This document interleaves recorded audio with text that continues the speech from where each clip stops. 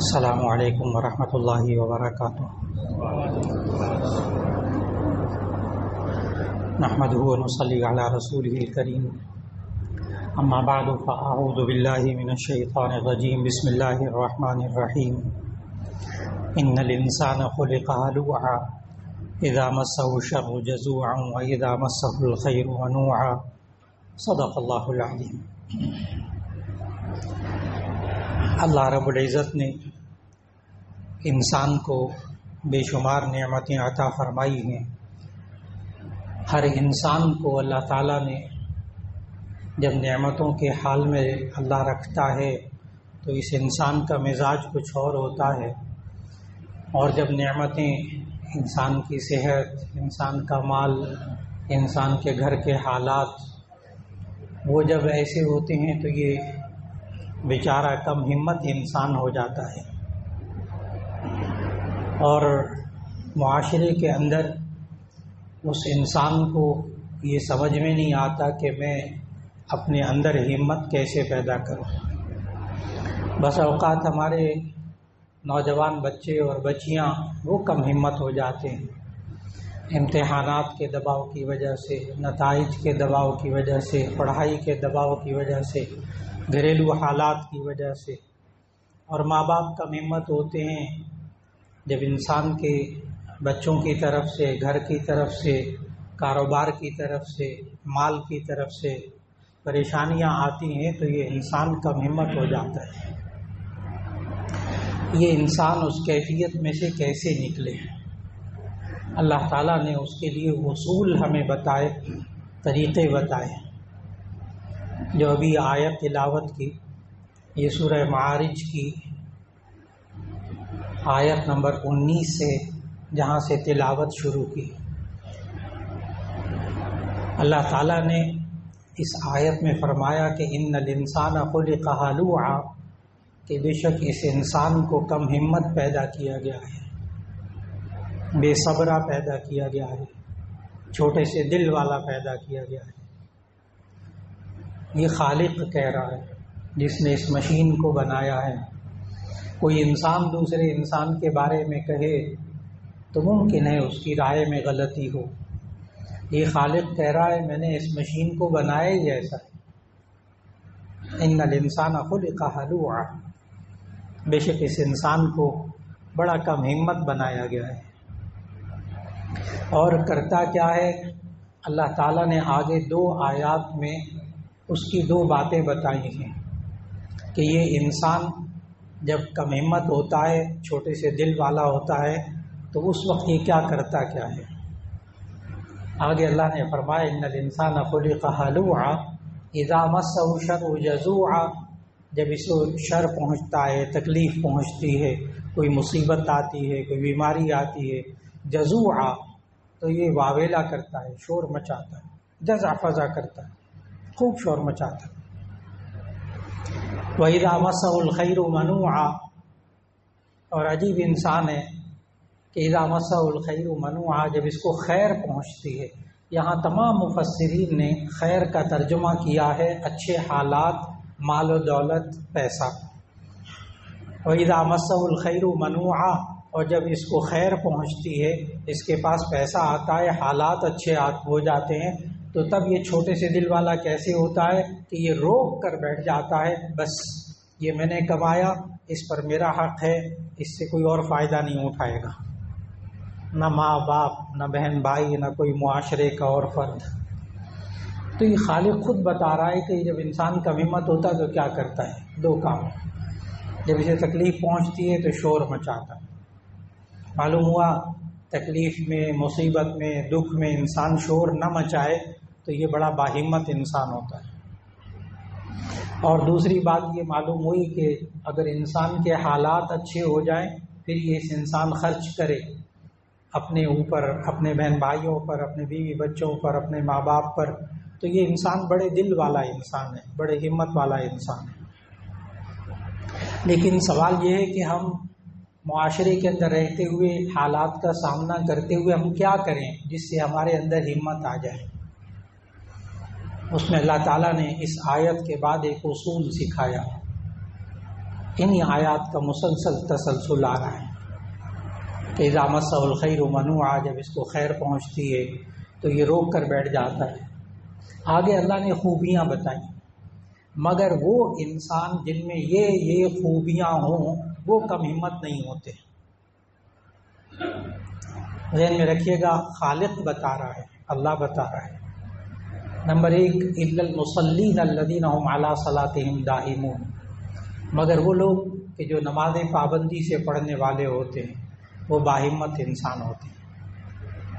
وہ انسان جو نماز پابندی سے پڑھتا ہے، بہت عجیب سی بات ہے، لیکن خالق کہہ رہا ہے کہ جو نماز پابندی سے پڑھتا ہے وہ باہمت انسان ہوتا ہے۔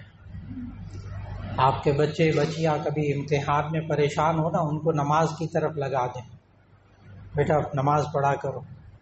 وہ نماز پڑھنے لگتے ہیں، ان کو پڑھنے کی ہمت آ جاتی ہے، امتحانات میں ہمت آ جاتی، کم ہمتی ختم ہوتی۔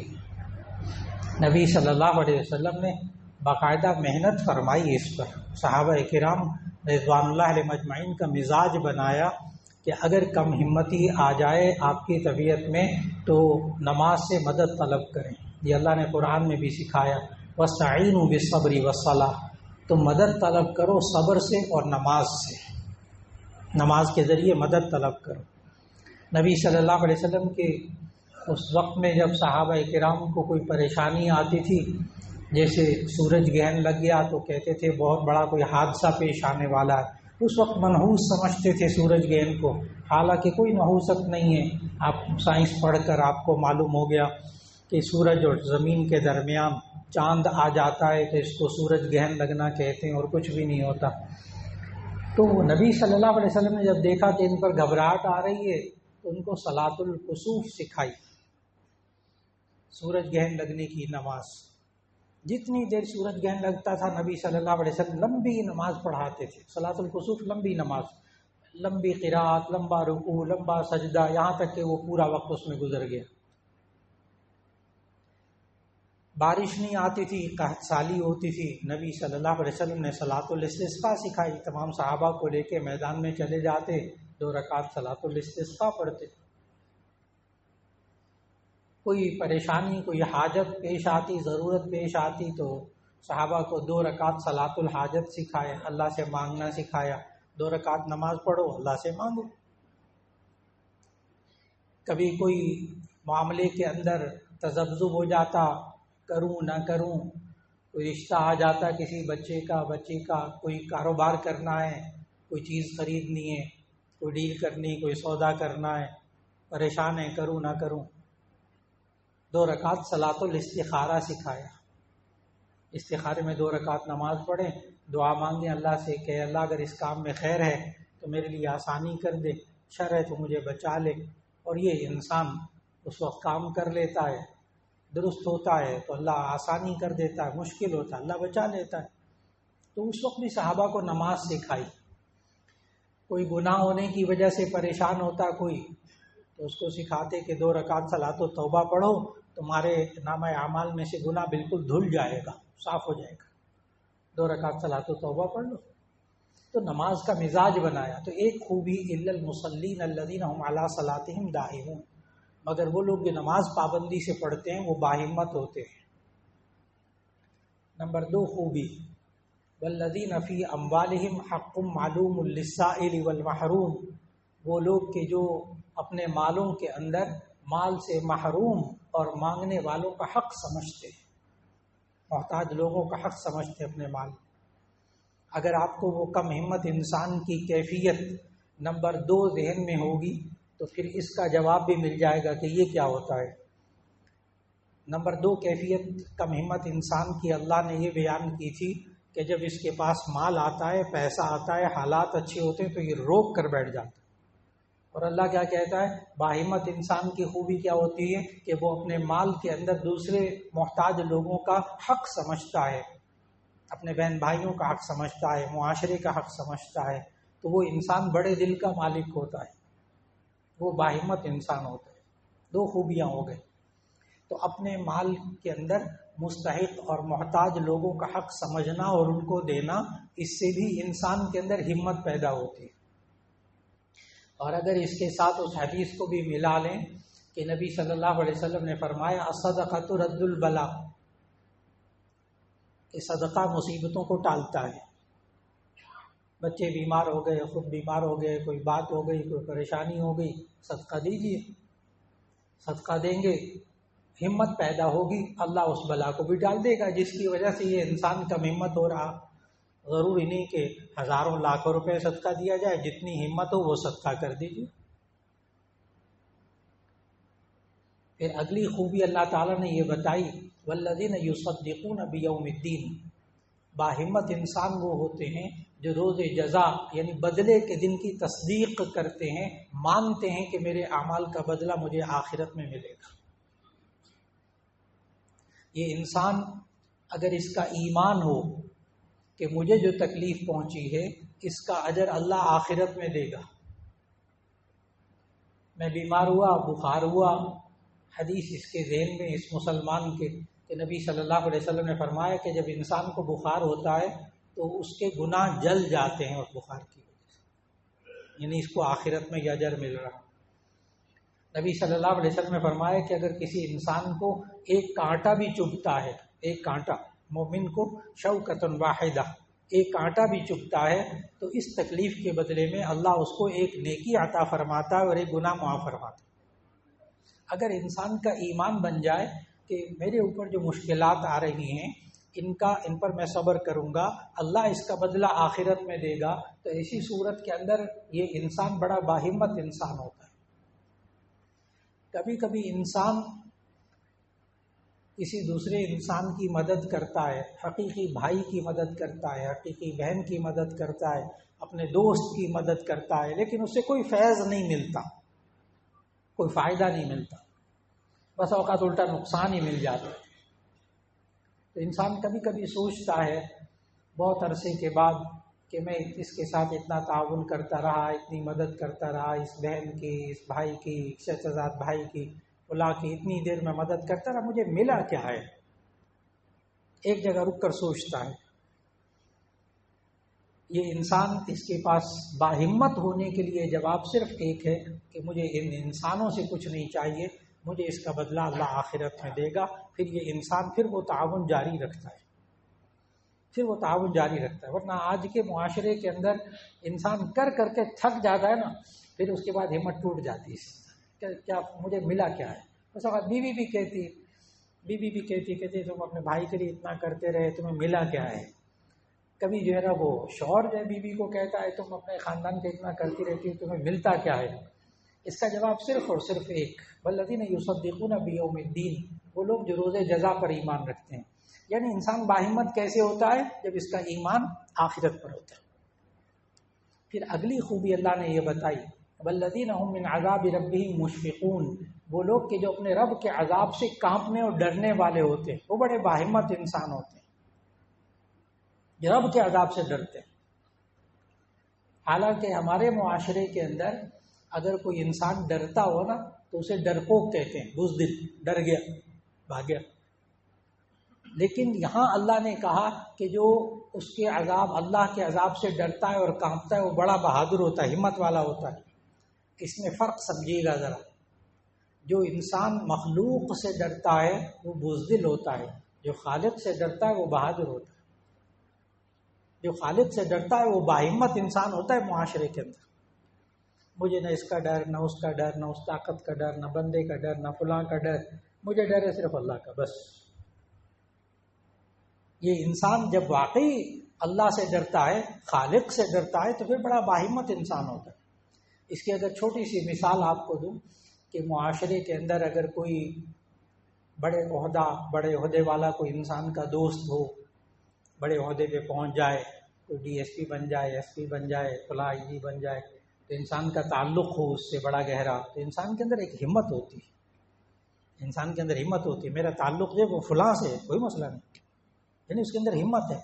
صرف دنیا کے اندر جو بڑا ہے اس سے تعلق ہونے کی وجہ سے انسان باہمت بنتا ہے. معاشرے کے اندر بہت عام ہے یہ بات، ذرا سا آپ کا کسی بڑے سے تعلق ہو بس آپ کے اندر ہمت آ جاتی. اور اگر پوری کائنات کا جو بڑا ہے اللہ، اس سے تعلق ہو تو پھر اس انسان کے اندر کتنی ہمت آئے گی انشاءاللہ۔ تو باہمت انسان بننے کے لیے اللہ سے ڈرنا، مخلوق سے نہیں۔ مخلوق سے ڈر کے انسان بزدل ہو جاتا ہے۔ اگلی خوبی اللہ نے بتائی والذین هم لفروجہم حافظون، وہ لوگ کہ جو اپنی ستروں کی حفاظت کرنے والے ہوتے ہیں۔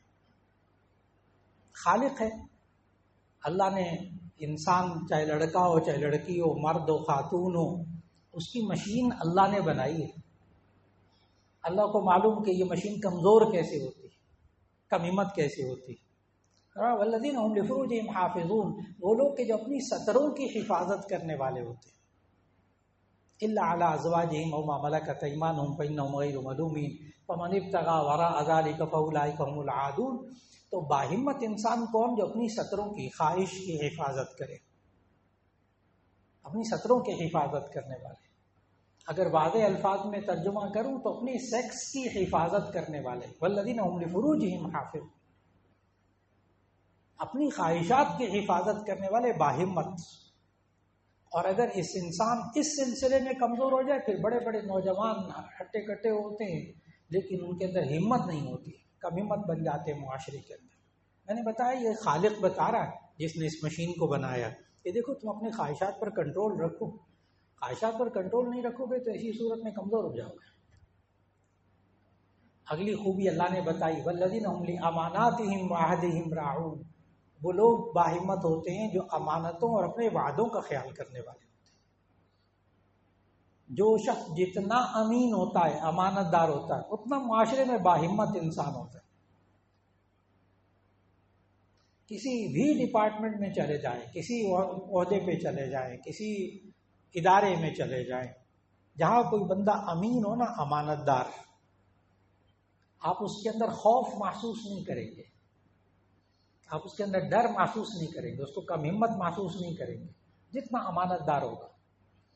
اور جتنا خیانت کرنے والا ہوگا اتنا ڈرپوک ہوگا، اس سے ڈر، اس سے ڈر، اس کو نہ پتہ چل جائے، اس کو نہ پتہ چل جائے، اس سے چھپا، اس سے چھپا۔ یہ انسان بزدل ڈر کے زندگی گزار رہا ہے۔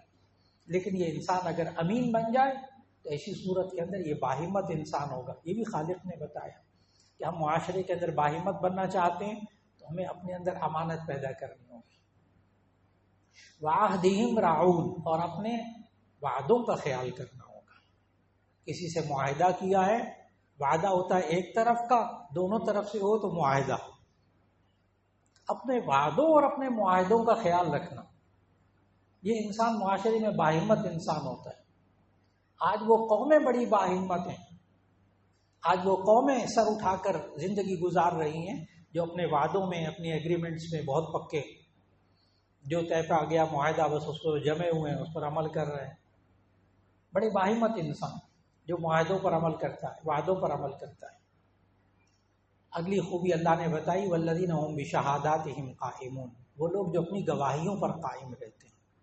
ایک تفسیر مفسرین نے فرمائی وہ لوگ جو سچی گواہی دیتے ہیں، اور ایک مفسر، بعض مفسرین نے اس کی تشریح کی، وہ لوگ جو اپنی شہادتوں پر، اپنی گواہیوں پر قائم رہتے ہیں کہ اس بندے نے، اس مسلمان نے گواہی دی ہے اشہد اللہ الہ الا اللہ واشہد ان محمدا عبدہ ورسولہ، کہ میں گواہی دیتا ہوں کہ اللہ کے سوا کوئی معبود نہیں، کوئی عبادت کے لائق نہیں، تو بس پھر اور کسی کو خدا نہ بنائے، نہ پیسے کو خدا بنائے، نہ کسی عہدیدار کو خدا سمجھے، نہ کسی ملکی طاقت کو خدا سمجھے، پھر سمجھے کہ ساری طاقتیں اللہ کے پاس ہیں۔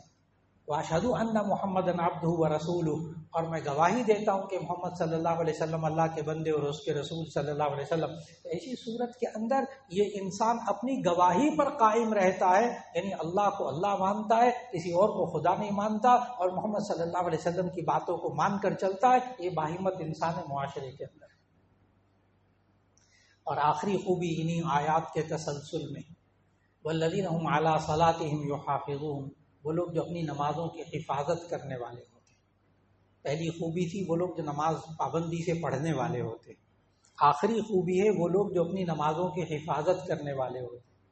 اس کی ایک تفسیر تو مفسرین نے یہ فرمائی کہ نماز کو اس کے آداب کے ساتھ ادا کرنا، سنتوں کا، فرائض کا، واجبات کا خیال کر کے یہ انسان نماز جیسے اللہ اور اس کے رسول صلی اللہ علیہ وسلم نے سکھائی ویسے نماز پڑھتا ہے تو یہ اپنی نماز کی حفاظت کرتا ہے کہ اللہ اسے قبول کر لے گا بحفاظت، ضائع نہیں جائے گی اس کی نماز۔